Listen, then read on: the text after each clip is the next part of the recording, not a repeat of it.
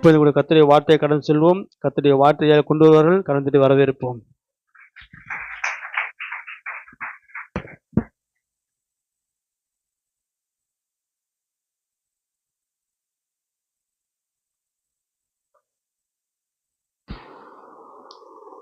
திரும்ப சந்தோஷமா இருக்கிறீங்க.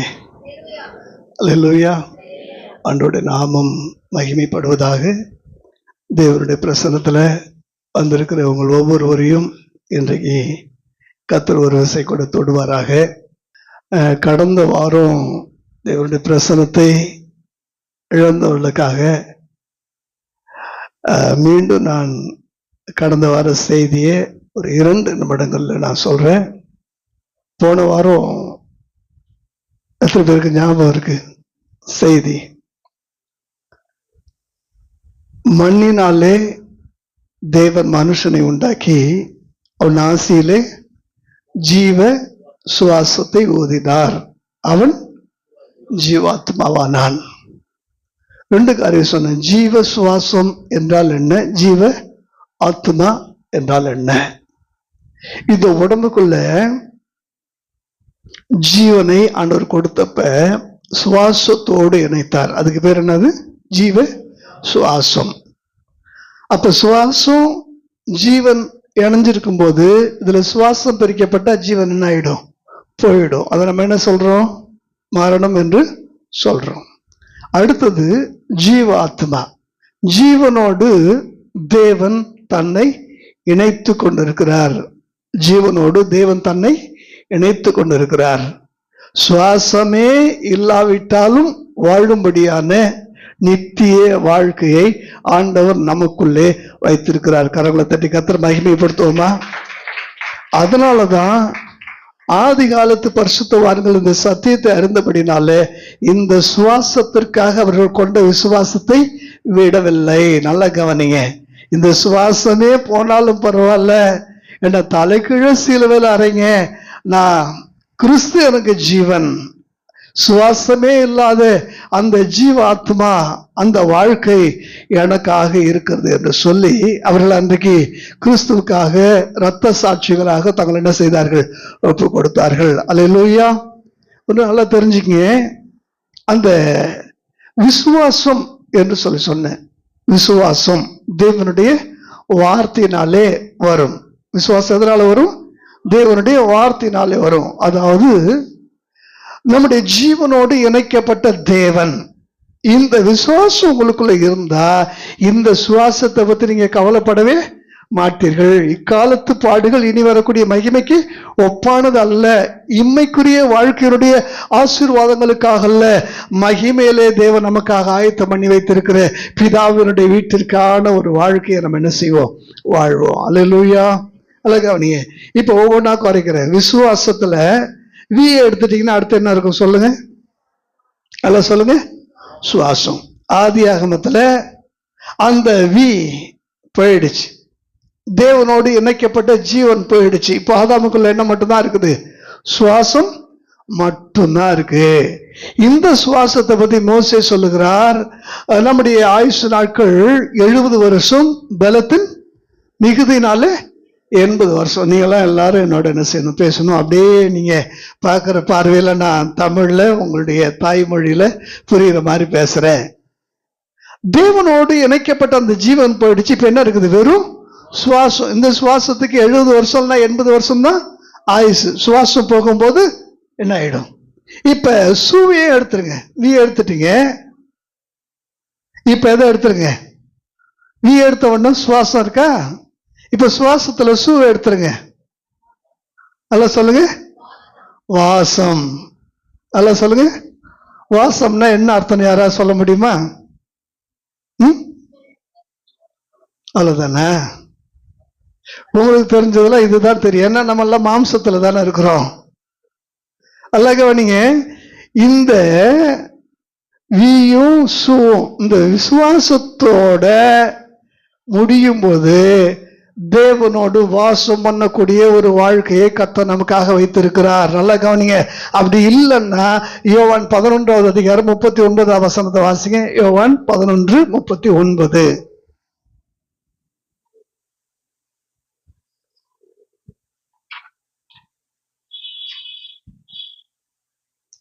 இயேசு ம் கல்லை எடுத்து போடுங்கள் என்றார். ம் மரித்தவனுடைய சகோதரி ஆகிய மார்த்தாள் அவரை நோக்கி, ம் ஆண்டவரே, இப்பொழுது நாருமே இது கவனிங்க. இப்பொழுது இதுக்கு பேர் என்ன? இதுதான் வாசம். நல்லா கவனிங்க. நீங்க இதெல்லாம் தெரியாத மாதிரி நீங்க இருந்தீங்கன்னா ரொம்ப மோசம். நீங்க தெளிவா புரிஞ்சுக்கிங்க. இது வாசம் என்ன செய்யும்? நாருமே. புரியுதா உங்களுக்கு? விசுவாசத்தோட போன அந்த ஜீவன், லாசருடைய ஜீவன் சாதாரணமா போல. எப்படி போச்சு? விசுவாசத்தோட போச்சு. இயேசுவினிடத்துல செய்தி சொல்லப்பட்டிருக்கிறது, எனக்காக இயேசு வருவார், எனக்காக இயேசு வருவார். ஏன்னா அவன் வியாதியா இருக்கும்போது, அவன் வியாதியா இருக்கிறான், உன்னுடைய சிநேகிதன் ஆகிய லாசரு வியாதியா இருக்கிறான் என்ற செய்தி இப்ப யாருக்கு போயிடுச்சு? அப்ப லாசருக்கு நல்லா தெரியும், இந்த சுவாசம் போனாலும் என் விசுவாசம் இயேசுவை நிச்சயமா கொண்டு வரும். அல்லேலூயா. இந்த சுவாசம் போனாலும் எனக்காக இயேசு வருகிறார் என்ற அந்த விசுவாசம் உனக்குள்ள இருந்ததுனால, கல்லறைக்கு போன அவனை, கல்லறைக்குள்ளே போய் 4 நாளான பிற்பாடு நாருமே என்று உறவுகள் சொன்ன அவனை, புரியுதா உங்களுக்கு? இயேசு என்ன செய்யறார்? வெளியே கூப்பிடுறார், லாசருவே வெளியே வா. இது இக்காலத்துக்காக அல்ல, இனி வரப்போகிற காலம். ஒரு நாள் இயேசு திரும்பி வரப்போகிறார். விசுவாசத்தோட இந்த சுவாசத்தை முடித்து கொண்டவர்கள், நல்ல போராட்டத்தை போராடி கிறிஸ்துவின் மேல் உள்ள விசுவாசத்துக்காக தங்கள் வாழ்க்கையை வாழ்ந்து ஜெயமாக முடித்தவர்களுக்காக இயேசு வரப்போகிறார். இயேசு வரப்போகிறார். நிச்சயமா அவர் வரும்போது மரித்தோர் அழிவில்லாதவர்களா என்ன செய்வார்களாம்? எழுந்திருப்பார்களாம். அதுக்கு அடையாளம் தான் இந்த லாசரு. லாசருவே வெளியே வா என்று சொன்ன போது அவன் வெளியே வருவான் என்று வெளியே உள்ளவர்கள் ஒருவரும் விசுவாசிக்கல. நல்லா கவனிங்க, எல்லாருக்கும் நல்லா தெரியும் அவனை கட்டணம் அங்கதான் இருக்கிறான். கிட்டத்தட்ட 150 மீட்டருக்கு மேல அந்த சீலைகள் என்ன பண்ணுவாங்களாம்? உடம்புல சுத்துவாங்களாம். கொஞ்சம் கூட கை கால என்ன செய்ய முடியாது, அசைக்க முடியாது. கண்ணு அப்படி இமையை திறக்க முடியாது, தலையை கொஞ்சம் கூட அசைக்க முடியாது. அவ்வளவு இருக்கமா என்ன செய்வாங்களாம்? அந்த சுகந்த வர்க்கங்களை வைத்து, அந்த பதனிடுவர்கள் சொல்லுவாங்க இல்லைங்களா, அந்த சரீரத்தை அப்படி என்ன செய்யறாங்க? அழகா அந்த சுகந்த வர்க்கங்களை வச்சு அப்படியே சரீரத்தை என்ன செய்யறாங்க? பேக் பண்ணுவாங்க. நீங்க போஸ்ட் மார்டம் பண்ணி பாடி கொடுப்பாங்க, பார்த்துருக்கிறீங்களா? எப்படி வரும்? சுத்தம் சுத்தி வரும்ல. அதை விட மோசமான அது போஸ்ட் கிராஜுவேட் மாடும். அது ரொம்ப மோசம். அந்த அளவுக்கு சுத்துவாங்க யூதர்கள். அப்படி சுத்தி உள்ள வச்சாச்சு. இப்ப வெளியில இருக்கிறவன் சுத்தனமா இருக்கிறான், கல்ல புரட்டி வச்சு அடைச்சவன் எல்லாம் வெளியில இருக்கிறான். லாசருவே உயிரற்ற சடலமா பார்த்த எல்லா உறவுகளும் எங்க இருக்குது? வெளியில இருக்கு. இப்ப இவரு சும்மா வாசல்ல வந்து நின்றுட்டு இங்க வெளியில வான்னு சொல்லி கூப்பிட்டு வரான். இப்ப லாசரு வந்துருவாரான்ற மாதிரி என்னதான் நடக்குது பாத்துருன்னு ஒரு கூட்டம் வெளியில இருக்கிறாங்க. ஒண்ணு மட்டும் தெரிந்து கொள்ளுங்க, விசுவாசத்தோடு தன்னுடைய சுவாசத்தை விட்டதானே அந்த லாசரு ஒரே ஒரு வார்த்தை, லாசருவே வெளியே வா. இந்த சத்தம் கேட்டு என்ன செய்யறான்? வெளியில சொல்லுங்க, வந்தானா இல்லையா? எத்தனை பேருக்கு நீங்க விசுவாசம் இருக்கு? இது எத்தனை பேர் விசுவாசிக்க? 2 கரங்களையும் நல்லா உயர்த்தி காட்டுங்க. இந்த சுவாசத்தோட இந்த விசுவாசத்தை கலந்து விடுங்க. இந்த சுவாசத்தோட உங்களுடைய விசுவாசம் கலப்பதாக. அப்படி கலக்கும் போது நிச்சயமாகவே இந்த சுவாசம் நின்றாலும் இயேசு உங்களுக்காக வருவார். அழிவில்லாதவர்களாய் நித்திய ஜீவனுக்கு என்று நீங்கள் எழுப்பப்படுவீர்கள். ஹல்லேலூயா, ஹல்லேலூயா. எனக்கு பிரியமான தேவனுடைய பிள்ளைகளே, நான் மரணத்துக்கு, அதாவது இந்த சரீரத்தினுடைய மரணத்துக்கு பிற்பாடுள்ள ஒரு வாழ்க்கையை பற்றி சில ஆண்டுகளாக ஆராய்ச்சி செய்து கொண்டிருக்கிறேன். வேறொரு உலகம் சென்று மரணத்தை பற்றி ஆராய்ச்சி பண்ணி கொண்டிருக்கிறேன். இன்னொரு உலகத்துக்கு சென்று ஜீவனை பற்றியும் நான் என்ன செஞ்சிட்டு இருக்கிறேன்? ஆராய்ச்சி பண்ணி கொண்டிருக்கிறேன். மரணத்தோடு போராடி கொண்டிருந்தவர்களுக்கு பக்கத்துல இருந்திருக்கிறேன். நான் பார்த்து கொண்டிருக்கும் போதே ஜீவன் பிரிந்ததை என் கண்களுக்கு முன்பதாக கண்டு கொண்டிருந்திருக்கிறேன். பலரை பார்த்திருக்கிறேன். நேற்றைய தினத்துல 50 வயது நிரம்பிய ஒரு சகோதரி, அவருடைய பெயர் உஷா, சூலூர் பகுதியில் இருக்கிறார்கள். அவளுக்கு 2 தங்கைகளுக்காக, தங்கைகளுடைய பிள்ளைகளுக்காக திருமணம் செய்து கொள்ளாதபடிக்கு தன்னுடைய வாழ்க்கையை வாழ்ந்ததான ஒரு சகோதரி. சொந்த வீடு, எல்லா வசதி வாய்ப்பு இருக்கு. கேன்சர் கேன்சர் 4th ஸ்டேஜ், 4வது ஸ்டேஜ் முத்திடுச்சு. இப்ப கேன்சருக்கு கீமோதெரப்பின்னு ஒண்ணு கொடுப்பாங்க, கதிரியக்க சிகிச்சை. அந்த கதிர்வீச்சு அவங்க சரீரம் என்ன செய்ய முடியாது, தாங்க முடியாது. இப்ப எலும்பு மட்டும்தான் இருக்கு, மேல தோல் மட்டும் மூடிக்கொண்டு. நல்லா கவனிங்க, எலும்பு மட்டும்தான் இருக்கு. அந்த சிகிச்சைக்கு அவங்களுடைய உடல் தாங்காது. கூடவே 2 கிட்னியும் ஃபெயிலியர் ஆயிடுச்சு. 2 கிட்னியும் ஃபெயிலியர் ஆயிடுச்சு. இப்ப டயாலிசிஸ் பண்ணா மட்டும்தான் கீமோதெரப்பி கொடுக்க முடியுமா? இப்ப டயாலிசிஸ் பண்றதுக்கு உள்ள என்ன இல்ல, ரத்தமும் இல்லை. அவ்வளவுதான், சொல்லி முடிஞ்சிருச்சுன்னு அனுப்பிட்டாங்க. சொந்தக்காரங்கெல்லாம் வந்து வீட்டுக்குள்ளேயும் வெளியிலையும் என்ன செஞ்சிருக்கிறாங்க, உட்காந்துருக்கிறாங்க. வண்டியை நிறுத்திட்டு உள்ள போனேன். வெறும் எலும்பு குட்டுக்கு பக்கத்துல உட்காந்து, ஐயா சேர்ல உட்காருங்க, இல்லை அவங்க பக்கத்துல உட்காந்து அப்படியே முகத்தை பார்க்கற, அந்த மூச்சு அப்படியே வெளியே போக துடிக்குது, அந்த கண்கள் வெளியில வந்து வந்து அப்படி போகுது. அந்த பார்த்த காட்சி இன்னும் என் மனதுக்குள்ள அப்படியே ஒரு பிரம்மையை போல அப்படியே இருக்கு. கேட்டேன், இவர்கள் சுகமாக விரும்புறீங்களான்னு சொந்தக்காரங்கிட்ட கேட்டேன். ஒருவரும் இல்லையா, வேண்டாம், எப்படி ஆகிலும் அவர்கள் என்ன செய்யணும், இந்த வலி வேதனை இல்லாமல் அவர்கள் ஜீவன் பெரியணும், ஆண்டவர்கிட்ட நீங்க ஒப்பு கொடுத்துருங்க. இதே வார்த்தை சொன்னாங்க. முதல் முறையாக கனத்த இதயத்தோடு, தேவனே இந்த ஜீவனை வலி இல்லாம வேதனை இல்லாமல் எடுத்துக்கொள்ளுங்கள் என்று சொல்லி ஜெபித்து விட்டு வந்தேன். இன்றைக்கு காலையில சபைக்கு வந்து கொண்டு இருக்கும்போது எனக்கு போன் கால், ஐயா நைட் 1 மணிக்கு ஜீவன் பிரிந்து விட்டது. எனக்கு பிரியமான தேவ பிள்ளைகளே, இந்த சரீரத்துக்குள்ளே ஜீவன் சிறைப்பட்டிருக்கிறது. இந்த சரீரத்துக்குள்ளே இருக்கிற அந்த ஜீவனோடு சுவாசம் இணைக்கப்பட்டிருக்கிறது. சுவாசம் இருக்கும், ஜீவன் இருக்காது. நல்லா புரிஞ்சுங்க, சுவாசம் நிற்கும், ஜீவன் நிற்காது. சிறைப்பட்டு இருக்கிற இந்த சரீரத்துக்குள்ள இந்த ஜீவன் இருக்கிற வரைக்கும் தான் சுவாசம் உங்களுக்கு தேவை. இதை விட்டு அது வெளியில வந்தா அதுக்கு என்ன தேவையில்ல, சுவாசமே. ஹலோ, இருக்கிறீங்களா? வாசித்து பாருங்க, 2 கொரிந்தியர் 5வது அதிகாரம் 1 சில வசனங்கள். 2 கொரிந்தியர் 5வது அதிகாரம் 1 சில வசனங்கள். பூமிக்குரிய கூடாரமாகிய நம்முடைய வீடு அழிந்து போனாலும் தேவனால் கட்டப்பட்ட கைவேலை அல்லாத நித்திய வீடு பரலோகத்திலே நமக்கு உண்டு என்று அறிந்திருக்கிறோம். ஏனெனில் இந்த கூடாரத்திலே நாம் தவித்து நம்முடைய பரம வாசஸ்தலத்தை தரித்துக் கொள்ள மிகவும் வாஞ்சி உள்ளவர்களாய் இருக்கிறோம். தரித்து கொண்டவர்களானால் நிர்வாணிகளாய் காணப்பட மாட்டோம். இந்த கூடாரத்தில் இருக்கிற நாம் பாரம் சுமந்து தவிக்கிறோம்.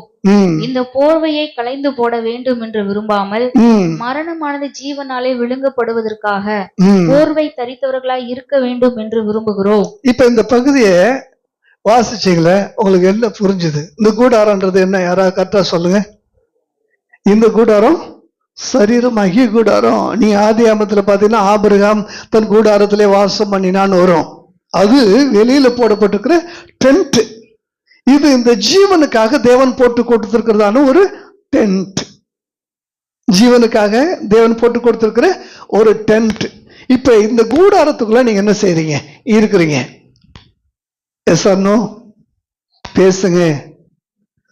நீங்க கூடாரத்தை விட்டு வெளில போயிட்டு மாதிரியே நீங்க இருக்கிறது எனக்கு ரொம்ப கஷ்டமா இருக்கு. இந்த கூடாரத்துக்குள்ள இருக்கிறவங்க மட்டும் ஒரு அல்லேலூயா சொல்லுவோமா? அல்லேலூயா. சரி, வீடு கூடாரம் இல்லைன்னா ஹவுஸ் ஆர் டென்ட். 2 வார்த்தைக்குள்ள வித்தியாசம் என்ன ஜோசுவா சொல்லுங்க? ஹவுஸ் அண்ட் டென்ட், இந்த 2 வார்த்தைக்குள்ள வித்தியாசத்தை சொல்லுங்க. வீடுனா வீடு, கூடாரம்னா டென்ட்ன்றது டெம்பரவரி. நல்லா கவனிங்க, டென்ட்ன்றது டெம்பரவரி, வீடுன்றது அஸ்திவாரத்தோட உண்டானது. அல்லேலூயா, அல்லேலூயா. வீடு நிரந்தரமானது, கூடாரன்றது நீங்க நாடோடிகள்லாம் பார்த்துருக்கிறீங்களா? அந்த காலத்துல இந்த நரிக்குறவர்கள் போன்ற நாடோடிகள்லாம் அப்படியே என்ன செய்வாங்க, வருவாங்க, திடீர்னு எங்கேயா ஊருக்கு வெளியில ஒரு மரத்தடியில ஒரு கூடாரத்தை போட்டு என்ன செய்வாங்க, கொஞ்ச நாள் அங்க தங்கி இருப்பாங்க. அப்புறம் என்ன செய்வாங்க, இன்னொரு ஏரியாவுக்கு புறப்பட்டு போயிட்டே இருப்பாங்களா? அந்த மாதிரிதான் இப்ப ஆண்டவர் நம்முடைய சத்தியத்தை புரிய வைக்கிறார். நல்லா கவனிங்க. இது கூடாரம். நல்லா கவனிங்க. இது என்னது? கூடாரம். கூடாரத்துல வாழ்ந்துட்டு இருக்கும்போது நீங்க பில்கேட்ஸ் மாதிரி நினைச்சு இங்கேயே நம்ம பெரிய கோபுரத்துல இருக்கிற மாதிரி நீங்க என்ன செஞ்சுட்டு இருக்கிறீங்க? மனசுல நீங்க நினைச்சிட்டு இருக்கிறீங்க. இங்க எந்த கோபுரத்தையும் உங்களால கட்ட முடியாது. முதலாக கோபுரத்தை கட்டின பாபிலோன் என்ற இடத்துல நீங்க கவனிங்க, தேவன் அதை என்ன செய்தார்? தாறுமாறாக்கினார். கட்ட முடியவில்லை. இந்த உலகத்துல நான் கட்டின பாபிலோன் அல்லவா என்று சொல்லி பெருமை பாராட்டின நேபுகாத்நேச்சார் இப்போது இந்த உலகத்தில் இல்ல. முழு உலகத்தையும் நான் பிடிப்பேன், நான் தான் முழு உலகத்தினுடைய அந்த வல்லரசனுடைய அதிபதி என்று சொன்ன பெரிய பெரிய ஜாம்பவான்கள் அந்த உலகத்துல யாருமே இல்லை. அல்லேலூயா. காரணம், எல்லாரும் இந்த கூடாரத்தை விட்டு ஒரு நாள் போகணும். ஆனா இந்த சத்தியம் எல்லாருக்குமே தெரியல. தெரியாததுனாலதான் கூடாரத்துல இருக்கும்போதே நான் யார் தெரியுமா, ஏன் பின்னணி என்ன தெரியுமா, அப்படி இப்படின்னு சொல்லி கூடாரத்துல இருக்கும்போதே இவங்க ஏதோ அரண்மனையில இருக்கிற மாதிரி பேச்சு, மிகப்பெரிய பேச்சு. இதெல்லாம் தேவன் ஒருபோதும் விரும்புறதில்ல. இப்ப இந்த கூடாரத்துல நீங்க இருக்கும்போது ஒன்று சொல்றேன்.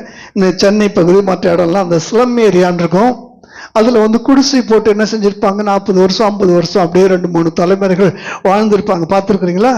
திடீர்னு ஆக்கிரமிப்புகளை அகற்றணும்னு சொல்லி அந்த இடத்துல நிற்கும் போது அந்த ஜனங்க கதறக்கூடிய அந்த கதறல், கலெக்டர் போன்ற உயர் அதிகாரிகிட்ட அப்படியே கெஞ்சுறாங்க, ஐயா இதை விட்டா எங்களுக்கு வேற வழி இல்லை, நாங்க எங்க போவோம், எங்க தங்குவோம் அப்படின்னு சொல்லி அப்படி கேட்கும்போது திடீர்னு ஒண்ணு சொல்றாங்க, உங்களுக்காக அழகான வீடுகள் அரசாங்கம் கட்டி வைத்திருக்கிறது, இங்க இருந்து போட்டு ட்ரெஸ்ஸோட நீங்க போனா போதும், இங்க இருந்து யாரும் எதையும் எடுக்காதீங்க, அப்படியே நீங்க வாங்க, ஒன்றையும் நீங்க எடுத்துட்டு வராதீங்க, அப்படியே வாங்க, உங்களுக்கு வேண்டிய எல்லாம் அந்த வீட்டுக்குள்ள இருக்கு, சகல வசதிகளோட அந்த வீடு இருக்குன்னு சொல்லி சொன்னா அந்த ஜனங்க என்ன செய்வாங்க? போராட்டம் பண்ணுவாங்களா? சொல்லுங்க. அப்பயும் போராட்டம் பண்ணக்கூடிய அறிவற்ற ஜனங்க என்ன செய்யறாங்க? இருக்கிறாங்க. அது வேற, ஐயா இது நாங்க வாழ்ந்த இடம், இதை விட்டுட்டு எப்படி வருவோம்? இல்ல, இதிலும் மேலான ஒரு இடம், ஏசி அறை வசதிகளோட, வெஸ்டர்ன் டாய்லெட்டோட, காம்பவுண்டோட, கார் நிறுத்தக்கூடிய வசதியோட, நீங்க நினைச்சு பார்க்க முடியாத 5 ஸ்டார் வாழ்க்கையான அப்படி இருக்குன்னு சொல்லி சொன்னா அந்த ஜனங்க, உதாரணத்துக்கு அப்படி சொன்னா ராமலட்சுமி நீங்க என்னம்மா பண்ணுவீங்க? இப்ப இருக்கிற வீட்டுல லீஸுக்கு கொடுத்த அமௌண்ட் கூட வாங்க மாட்டீங்கல்ல, அப்படி ஓடிடுவீங்கல்ல. ஆனா இதுக்கெல்லாம் ஓகே சொல்றோம். நம்ம கைவேலை இல்லாத நித்திய வீடு, என் பிதாவின் வீட்டிலே நான் உங்களுக்காக ஆயத்தம் பண்ணி வச்சிருக்கிறேன். எத்தனை பேர் நீங்க இந்த கூடாரத்தை விட்டு வரீங்க, எதையும் எடுத்துட்டு வருவானா, நீங்கள் ஒன்றையும் கொண்டு வந்ததில்லை, அதனால நீங்க ஒன்றையும் கொண்டு போக போறதில்லை, எதையும் கொண்டு வருவானா, நான் உங்களுக்காக ஆயத்தம் பண்ணி வச்சிருக்கேன். ஆண்டவர் ஒருவேளை இன்னைக்கு ராத்திரி உங்களுக்கு ஒரு சொப்பனத்துல பேசினார்னா டக்குன்னு இந்த கூடாரத்தை விட்டு போறதுக்கு எத்தனை பேர் ரெடியா இருக்கிறீங்க? உண்மையா 2 கையை உயர்த்தி காட்டுங்க. எவ்வளவு கஷ்டமா இருக்கு பாத்தீங்களா? சாதாரண கூடாரம்னு ஆண்டவர் நமக்கு சொல்லி சத்தியத்தை புரிய வைக்கும் போது கூட நமக்கு என்ன செய்யல, இந்த கூடாரத்தினுடைய ஆணியை புடுங்க முடியல. ஒரு ஆணியை நீங்க புடுங்க வேண்டாம், நல்லா புரிஞ்சுங்க. கூடாரம்னாலே ஒரு 4 ஆணி அடிச்சிருப்பாங்க, பாத்துறீங்களா? அதான் இதுக்குதான் சொல்ல, ஒரு ஆணி நீ இந்த உலகத்துல ஒரு ஆணியும் புடுங்கலன்னா நீங்க எங்க போக முடியாது? பரலோகத்துக்கு போக முடியாது. அந்த விசுவாசத்துக்காக இந்த சுவாசத்தை விட மனதில்லாதவர்கள், இந்த சுவாசத்திற்காக அந்த விசுவாசத்தை விட்டு விட்டவர்கள் 2 குரூப் இந்த உலகத்துல என்ன செஞ்சுட்டு இருக்கிறாங்க? வாழ்ந்துட்டு இருக்கிறாங்க. ஆகையினால தேவன் உங்கள் ஜீவனோடு இணைக்கப்பட்ட வாழ்க்கையை விரும்புகிறீர்களா? சுவாசம் உங்கள் ஜீவனோடு இணைக்கப்பட்டிருக்கிற இந்த ஜீவ சுவாசத்தை விரும்புகிறீர்களா? ஜீவாத்மா, நித்திய வீடு, நித்திய ராஜ்யம், சுவாசிக்க வேண்டிய அவசியமே இல்லை அந்த ஜீவன்ல. இந்த சரீரத்துக்குள்ள அந்த ஜீவன் இருக்கிற வரைக்கும் தான் என்ன செய்யணும்? சுவாசிக்கணும். நல்ல கவனிங்க பிரியமான தேவனுடைய பிள்ளைகளே, இந்த விசுவாசம் இந்த சுவாசம் ரெண்டும் என்ன செய்யணும்? ரெண்டும் இருக்கணும். இந்த விசுவாசத்துக்காக இந்த சுவாசத்தை பத்தி நீங்க என்ன செய்யக்கூடாது? நீங்கள் ஒன்றுக்கும் கவலைப்படாமல் எல்லாவற்றையும் விசுவாசத்தோட யாருக்கு தெரியப்படுத்துங்க? தேவனுக்கு தெரியப்படுத்துங்க. நீங்கள் ஒன்றுக்கு கவலைப்படாதீங்க. கவலைப்படுகிறதுனால ஒரு முழத்தை கூட்டவும் முடியாது, ஒரு முழத்தை குறைக்கவும் முடியாது. கவலைப்படுகிறதுனால ஒண்ணுமே இல்லைன்னு ஆண்டவர் தெளிவா சொன்ன பிற்பாடு கூட ஒண்ணுமே இல்லாத ஒண்ணுக்காக கவலைப்பட்டு ஒண்ணுமே இல்லாம போகக்கூடிய ஆட்கள் அன்னைக்கு உலகத்தை நம்ம என்ன செஞ்சிருக்கிறோம், பார்த்துட்டே இருக்கிறோமா? முதலாவது தேவனுடைய ராஜ்யத்தையும் அவருடைய நீதியையும் தேடுங்கள், இதுதான் விசுவாசம். முதலாவது தேவனுடைய ராஜ்யத்தையும் அவருடைய நீதியை தேடுங்கள், இதுதான் விசுவாசம். அப்பொழுது எல்லாம் உங்களுக்கு கூட கொடுக்கப்படும். தேவன் எனக்காக எல்லாவற்றையும் வைத்திருக்கிற அந்த உலகத்துல நான் வாழ்கிற வரைக்கும் அன்றொன்றுள்ள அப்பத்தை எனக்காக என் தேவன் சுட அன்றன்றைக்கு தேவையான எல்லா ஆசீர்வாதங்களையும் கர்த்தர் எனக்காக ஆயத்தம் பண்ணி வைத்திருக்கிறார். கரங்களை தட்டி கர்த்தரை மகிமைப்படுத்துவோமா? அப்பதான் வீ போனாலும் சூ போனாலும் கடைசியில வாசம் இருக்கு பார்த்தீங்களா? வாசம். அவர்கள் என் ஜனங்களாய் இருப்பார்கள், நான் அவர்கள் தேவனாய் இருப்பேன், அவர்களுக்குள்ளே நான் வாசம் பண்ணுவேன். வாசம் தான் தெரியல உங்களுக்கு? இப்போ உதாரணத்துக்கு நமக்குள்ளே தேவன் வாசம் பண்ணுகிறார் என்றால் நமக்குள்ளே தேவன் குடியிருக்கிறார் என்ற அர்த்தம். பாழடைந்த வீட்டுக்கும் குடியிருக்கிற வீட்டுக்கும் வித்தியாசம் இருக்கு. புரியுதா உங்களுக்கு? குடியிருக்கிற வீட்டை கொஞ்சம் கவனிச்சு பாருங்க. ஜன்னல்லாம் திறந்திருக்கும், வாசல் கதவு திறந்திருக்கும், வாசல்ல டெய்லி தண்ணி தெளிப்பாங்க, கோலம் போடுவாங்க, சுற்றி எப்படி இருக்கும்? சுகாதாரமா நல்லா என்ன செய்யும்? இருக்கும். குடியில்லாத வீடு பாருங்க, அப்படியே புல் மண்டி புதர் மண்டி கொஞ்சம் கொஞ்சமா அப்படியே என்ன செஞ்சிருக்கும்? எல்லாம் சுத்தி ஒரு புதர் மாதிரி இருக்கும், கொஞ்சம் சுவர் என்ன செய்யும்? இடிஞ்சிருக்கும். அதுல ஆட்கள் பழக்கம் இல்லாத பண்ணாலும் கொஞ்சம் நல்லா அந்த வீடு இருக்கிறதே தெரியாதபடிக்கு எல்லாம் வளர்ந்து அதை என்ன செஞ்சிடும்? மூடிடும். அது போலதான் இந்த கூடாரம் இப்பொழுது நீங்க வாசமா இருக்கிறீங்க. இந்த கூடாரத்துல யார் வாசமா இருக்கிறா? இந்த கூடாரம் நீங்கள் அல்ல. நல்லா புரிஞ்சுங்க, இந்த கூடாரம் நீங்கள் அல்ல. நிறைய பேர் அப்படித்தான் நினைக்கிறாங்க. உதாரணத்துக்கு பவுல் சொல்லுகிறார், நான் இந்த தேகத்தை விட்டு பிரியும் காலம் வந்தது அப்படின்றார். இது கூடாரம். இந்த தேகத்தை விட்டு அவர் பிரிஞ்சு போறார்ல, அவர் பவுலா இது பவுலா? நான் இந்த தேகத்தை விட்டு பிரிந்து போகிறேன்னு இப்ப நான் சொல்றேன், நான் விக்டரா அல்லது அந்த சரீர விக்டரா? தெளிவா சொல்லுங்க. ஹலோ, 5 வருஷம் அப்படி என்னமோ மெய் மருந்து இருக்கிற மாதிரி இருக்கிறீங்க. இந்த தேகம் என்பது கூடாரம். நல்லா புரிஞ்சுக்கங்க. இதுக்குள்ள இருக்கக்கூடிய நீங்க வேற. யாரையாவது பிடிச்சி இழுக்கும் போது என் கையை விடு, அப்ப என் கையை விடுன்னு உள்ள யாரோ என்ன செய்யறாங்க? உள்ள யாரோ அந்த கைக்கு சொந்த பாராட்டுறாங்க. புரியுதா? நீங்க வச்சிருக்கிற ஒரு வீட்டை விட்டுட்டு போறீங்க, நீங்க வச்சிருக்கிற ஒரு காரை விட்டுட்டு போறீங்க, அதை போலத்தான் இந்த உடம்ப விட்டுட்டு போறீங்க. இதை நீங்க தெளிவா புரிஞ்சுக்கங்க. இந்த புரிதல் நமக்கு இல்லாததுனாலதான் இந்த சுவாசம் இழுக்க அது வெளியில போறது வேணான்னு உள்ள பிடிச்சிருக்குது, அது போறது பிடிச்சிருக்குது. கொஞ்சம் கவனிச்சு பாருங்க. பல சமயத்துல உண்மையான விசுவாசத்தோடு கூட உள்ள சுவாசத்துக்கு இது உள்ள வாசம் வந்து பிடிக்கல. நான் இந்த தேகத்திலிருந்து வேதனைப்படுவது எனக்கு பிடிக்கல, இதை விட்டுட்டு தேவனுடைய ராஜ்யத்துக்கு போக விரும்புகிறேன் என்று சொல்லுகிற பொழுது இந்த சுவாசத்தை கவனிச்சு பாருங்க. யாருக்கு அது சுவாசம் உள்ள சந்தோஷமா நான் உள்ளே இருக்கிறேன்னு இருக்குதா? வெளில போறேன்னு போகுது. அடுத்த செகண்ட் நீங்க என்ன செய்றீங்க? உள்ள இழுக்கிறீங்க. திரும்ப அடுத்த செகண்ட் அது என்ன செய்யுது? போகுது. இப்படியே மாறி மாறி போயிட்டு இருக்குது. ஒரு நாள் இந்த போராட்டத்துக்கு ஒரு முடிவு என்ன செய்யும்? ஒரு சிறு போயிடும். அதுக்கப்புறம் தான் விடுதலையே. அங்க பசி இல்லை, தாகம் இல்ல, வலி இல்ல, வேதனை இல்ல. அதுக்கு லிமிட்டேஷன் கிடையாது. இங்கதான் தோற்றம் மறைவு. எந்த ஒரு மரண அஞ்சலி போஸ்டர்லயும் பாருங்க, ஒரு பக்கம் என்ன இருக்கும்? தோற்றம் இருக்கும், ஒரு பக்கம் மறைவு இருக்கும். ஆனா அந்த வாழ்க்கையில என்ன இல்ல? மறைவே நித்தியமான ஒரு வாழ்க்கை. அல்லேலூயா. இந்த விசுவாசம் எத்தனை பேருக்கு இருக்கு? இந்த விசுவாசத்தை விசுவாசிக்க முடியாத வேடிக்கை அப்படியே நீங்க வேற ஏதோ ஒரு இடத்துல அப்படியே நீங்க நின்று வேடிக்கை பார்க்குற மாதிரி தெரியுதுல்ல. இந்த விசுவாசத்திற்காக இந்த சுவாசத்தை வாழ விடுங்கள்.